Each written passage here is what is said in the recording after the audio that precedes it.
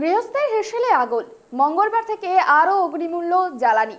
Petrol ডিজেলের পর এবার ঊর্ধ্বমুখী রান্নার গ্যাস সিলিন্ডারের দাম এক ধাক্কায় বাড়ল 50 টাকা। সোমবার মধ্যরাত থেকে কার্যকর হয়েছে নয়া দাম।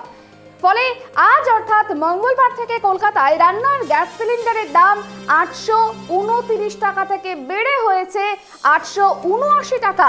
কোপ নেমেছে উজ্জ্বলা যোজনার সুবিধাভোগীদের ওপরেও। স্বাভাবিকভাবেই মাথায় হাত মধ্যবিত্তের। এ নিয়ে সোমবার এক্স স্যান্ডেলে কেন্দ্রের বিরুদ্ধে তোপ দেগেছেন মুখ্যমন্ত্রী মমতা বন্দ্যোপাধ্যায়। মুখ্যমন্ত্রী মমতা বন্দ্যোপাধ্যায় লিখেছেন, বাহ নন্দলাল, 1000 টাকার গ্যাসে ফুটছে বিনা পয়সার চাল।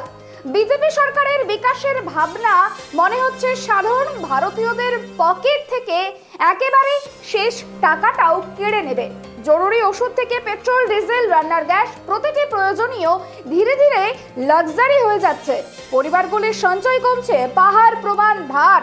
এবার ঘর গৃহস্থালির বাজেটেও আঘাত হানছে সরকার।